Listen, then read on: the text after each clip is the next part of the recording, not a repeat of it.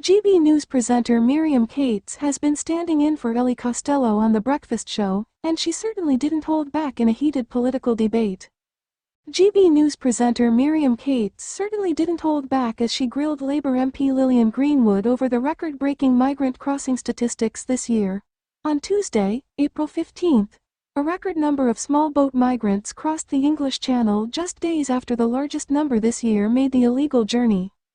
Provision figures show around 700 migrants arrive in UK waters yesterday, surpassing the previous one-day record of 656 migrant arrivals. The latest crossings take the number of small boat migrants who have travelled to the UK this year to almost 9,000.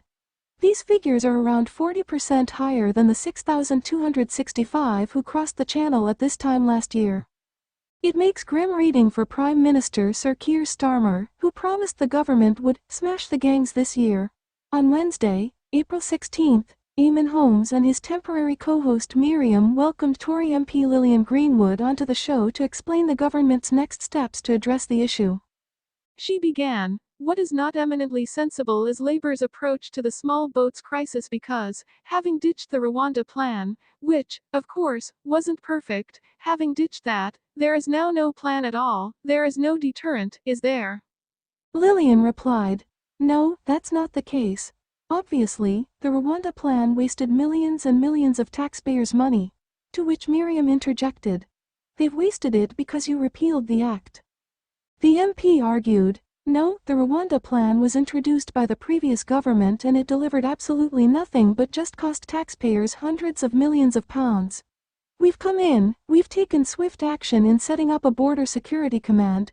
We know that there are organized criminal gangs exploiting people who are absolutely desperate and we are committed to smashing those gangs." Miriam countered, "You smash one gang, another gang springs up because there is still money to be made in transporting people illegally across Europe. You have to have a deterrent as well."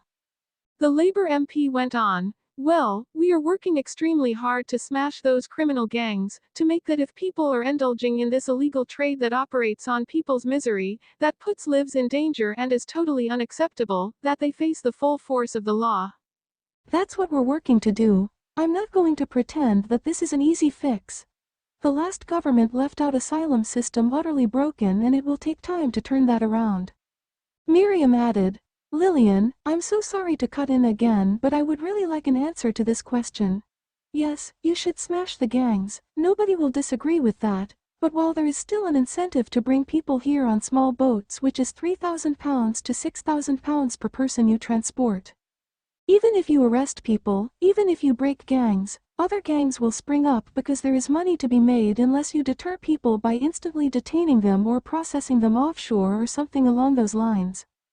It didn't take long before fans flooded to X, formerly known as Twitter, to share their thoughts online. One user penned, "Well love, we haven't got time, it's beyond critical now.